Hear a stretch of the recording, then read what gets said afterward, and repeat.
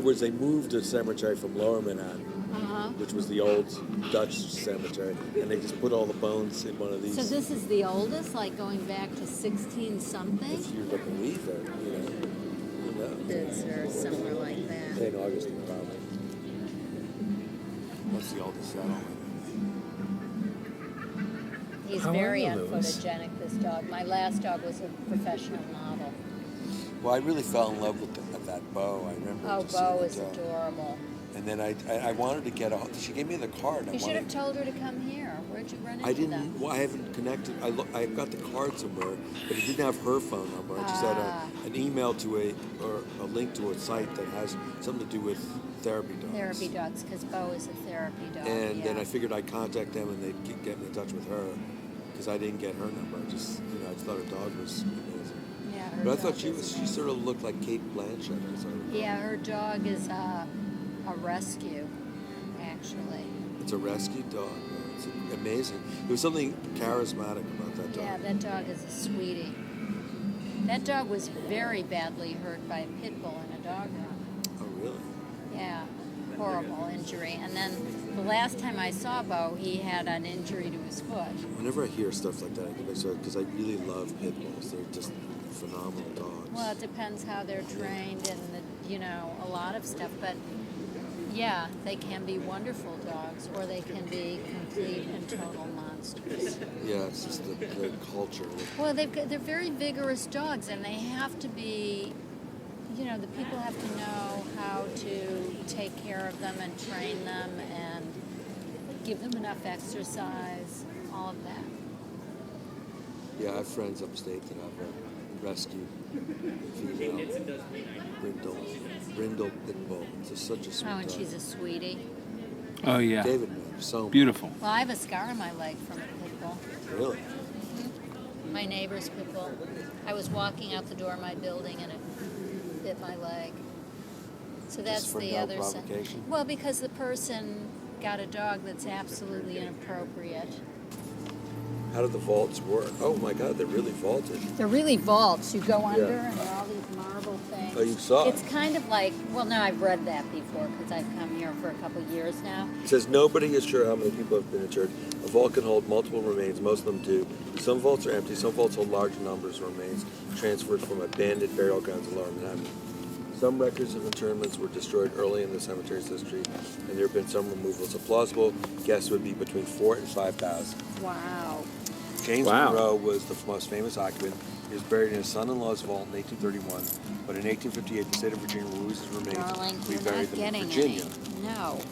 The most notable current occupant is John Lloyd Stevens, the founder of Mayan Archaeology, whose Incidents of Travel in Central America, Chiapas, and Yucatan introduced the rest of the world to Mayan culture.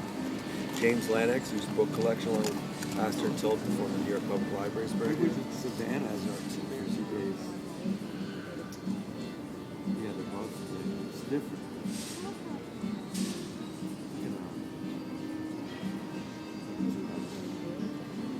It's right on the border with and there's a famous replica called Mrs. Wilkes. Yeah, famous. I was there just 2 days. It was sort of rainy. My mom said, you gotta try this place. There was 2 places. And I went out and I went by the first place. I was a long walk to the Mrs. Wilkes house. I got there and I was traveling by myself and I went. Louis, look, Emma's here, your friend from the river.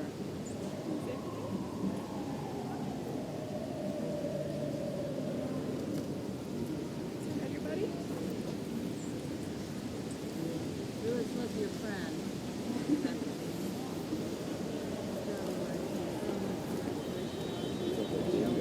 My first dog is It's like a wild.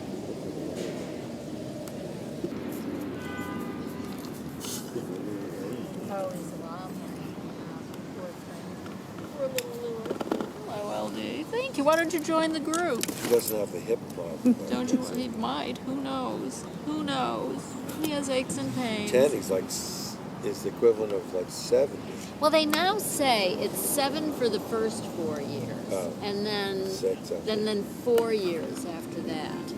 But I don't know. I think All right, big so he's only dogs. like 50. Louis, Big sit down dogs with us. die. He's about 62. Sit down with doing us, it. okay? Good boy. Yeah, join the group. Be Be social. part of like a family.